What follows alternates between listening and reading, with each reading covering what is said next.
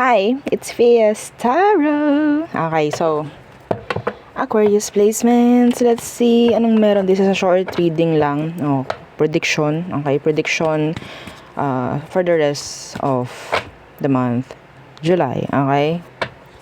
So, titingnan natin kung ano pa bang meron. Ano pa bang hahabol. Okay. So, again, before tayo mag-start, kung hindi ka pa nakakapag-subscribe, please do subscribe and hit the notification bell para lagi po tayo maging updated sa mga mangyayari pa lang. And yes, again, kung may tanong po pagdating sa private reading, just message me sa akin pong FB page for more info. Ganon rin po pagdating sa ating mga items. Okay, so ipapakita ko ulit kasi lagi tayo nadadagdagan at nadadagdagan.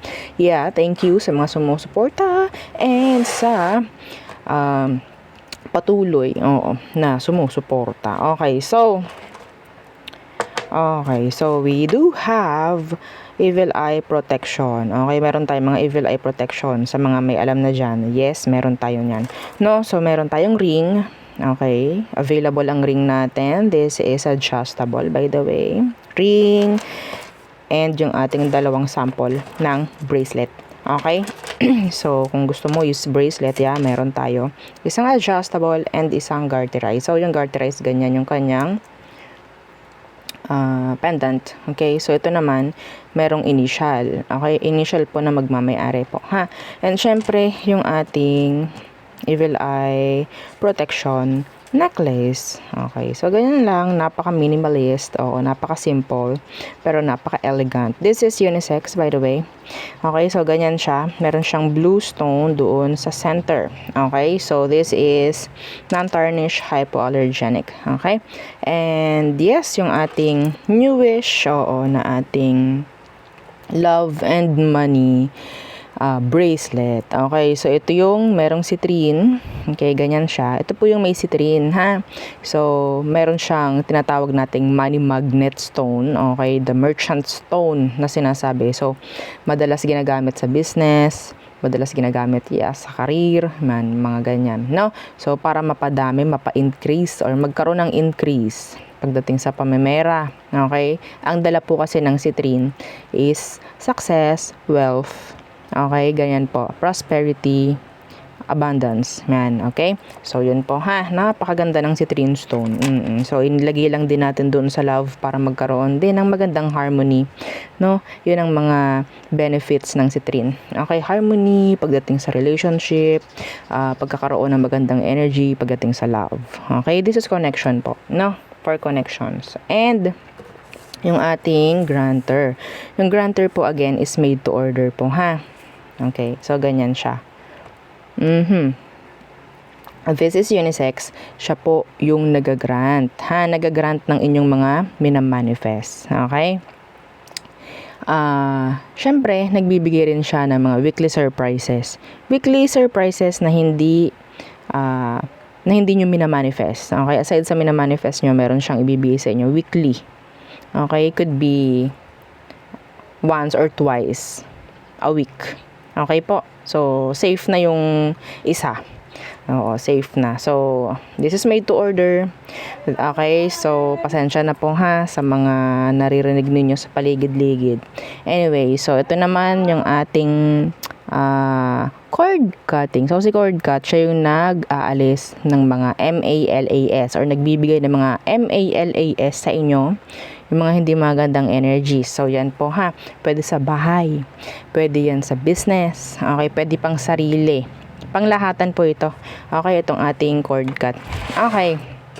And yes, yung ating limited stock ng ating cleansing kit. Okay, so meron siyang white sage and selenite. Yung selenite po is lifetime. Pwede magamit yun. Okay, hindi ko lang na-flex. Lagi nandun sa labas ng aking room. Anyway, hindi ko nakukuha. Okay, pero may mga naka-purchase na. Yeah, may mga naka-purchase na. Gamitin nyo po ng maganda, maayos. Okay. So, Aqua, what is for you? Okay, so kung ano man ang ating makita, this is halo-halong energy. Okay, for you, Aquarius. So, hanggang end ng July. Aquarius placements. Okay. Ooh. This is nice. That's your first card. The Six of Wands. This is success, the victory. Okay, all eyes on you. This is like energy of recognition. Okay, what's with that Six of Wands? Six of Wands. Wow! Good luck! Oo. Pagdating sa pamemera. Some of you, ikaw itong makakuha ng magandang energy pagdating sa workplace. This is general na. Oo. So, specific. Ang nakuha ko dito is parang, may recognition, nandiyan yung energy ng pwedeng itaas yung position mo, mga ganyan. Okay? Merit. Yan, mga ganyan. Okay? So, more sales sa mga business owners. Okay? King of Pentacles, more sales, more customers, new customers, parang mga ganyan. Okay? So, parang ikaw yung nasa, sabihin nating magbo-boom. Okay? May kaunti pa, oo, hanggang end ng July. So, siguro, first week or second week ng August. Ito. Okay? This is nice. This is like boom. Oo, a boost. Parang ganyan. Pagdating sa pamemera in general. So, what else for Aquarius? What else? Ang ganda. The Empress. That is talking about growth, improvement, progress, pregnancy for some of you. What's with this Empress? Okay, the Chariot. This is progress all in all. This is so nice. Okay, this is changes. Death is here. Changes, endings. Okay, some of you, ikaw itong parang pagagandahin mo yung sasakyan mo. I-improve mo yung sasakyan mo. That's specific. Okay. Health, well-being, mas magi-improve, mas magiging okay. Your status is going up. This is so nice para sa mga aqua. Okay, what else? Parang nasa iyo ang spotlight ngayon, aqua. The Five of Pentacles. What's with that? Five of Pentacles. The World. Endings. This is talking about changes, acceptance.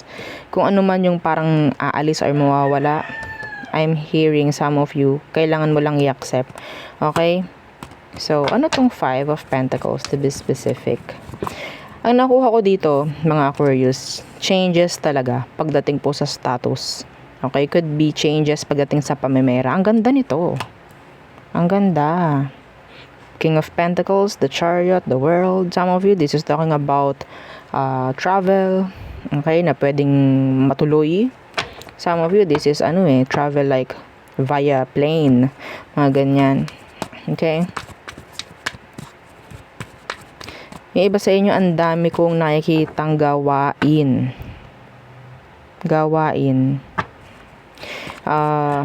Maging aware, lalo na kung ikaw nanonood.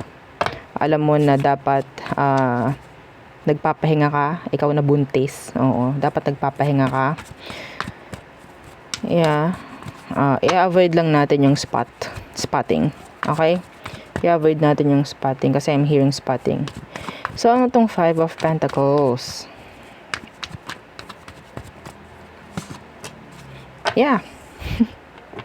The Nine of Pentacles in reverse. This is, may nakuha ko dito energy na merong magtatapos ng bayarin. Or pwedeng, kung may mga bayarin ka, matatapos mo yun. Mga ganyang bagay po. Okay? See? There's money. There's money. Yung kahit sabihin nating kaunti, yung binibigay mo, malaki yung bumabalik. Parang may ganun ako nakuha sa'yo. And that is nice. Just like sitting, pero boom, diba? So what else? For Aquarius placements. What else for Aqua? This is nice. Yeah. Nice reading for Aquarius. What else? Dapat ganito lang yung mga reading, no? Ayaw natin talaga ng mga bad. Pero yung mga bad na yan, ginagawa natin yung gabay, no? Hindi naman kasi magkakaroon ng balance kung walang bad. Okay, laging good. Walang magkakaroon. Yan, hindi tayo magkakaroon ng balance nun. So, what else for Aqua? The moon. Okay, what's with that? The 5 of Wands. Somebody's thinking of you sexually here. Lalo na sa gabi. See, the devil. Sexual. Okay. What's with this? Who is this person na nag-iisip sa mga Aqua? Who are they? Could be a Pisces or a fire sign. The Fool. Aries. Sexually attached. Or physically or mentally, emotionally attached. Itong taong to. Yeah, the 3 of Cups. Could be a friend. Or somebody na nasa circle mo lang. Okay? Andun yung energy na parang nado-drawn siya sa energy mo. You're thinking of you. Anong meron? Gusto nila ng connection with you actually. Yeah. So what else? Yeah. Aries. Emperor. So nakuha natin kanina si Empress, no? Ngayon Emperor naman. So ano to? What's with this Emperor? The Knight of Swords. Decision making. Okay, in general. I'm hearing a decision na kailangan talaga gawin. Okay. Anong meron? Specific. Kunin natin. The Sun in reversed.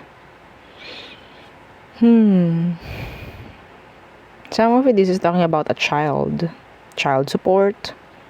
Somebody will make their way papunta sa'yo to support maybe. Yeah, this is responsibilities. The 9 of Pentacles. Okay? I don't know, some of you, this person na parang ayaw mo nang makakonect or ayaw mo nang makita pa, pwedeng magre-resurface. Okay? Bago mag-end ang July. I don't know kung anong meron. Pwedeng may offer sila. There could be a message na pwedeng dala-dala itong taong to. Pero kayo pag-uusapan. And yeah, may decision ako nakikita na gagawin ka. Okay? So there. Lastly. So next. What else for Aqua?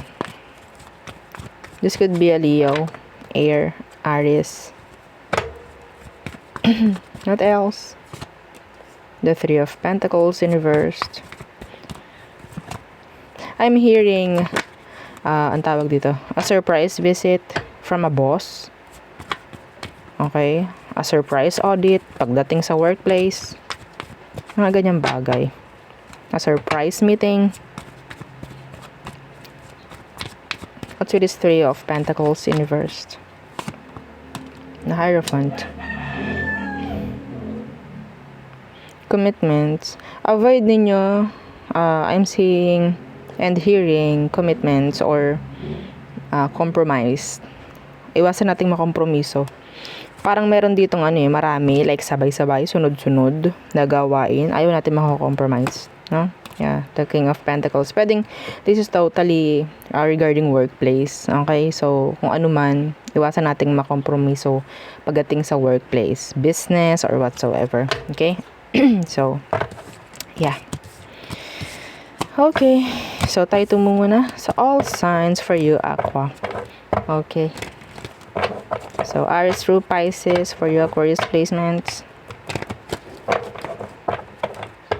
Aqua. Okay.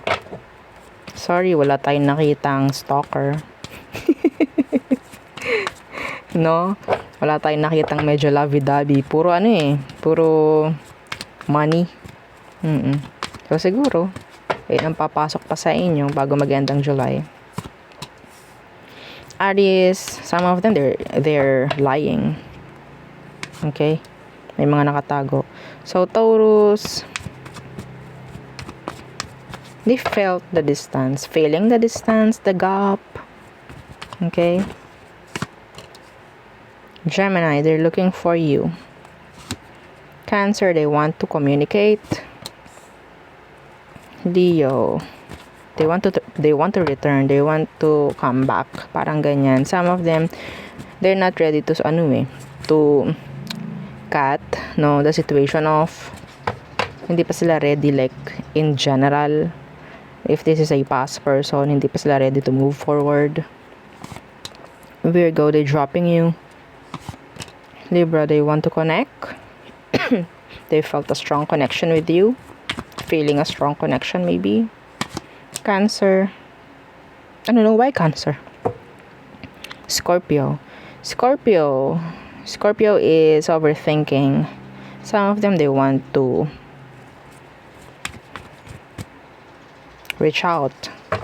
They're losing sleep. Okay, they're losing sleep. Some of them, they're afraid contacting you.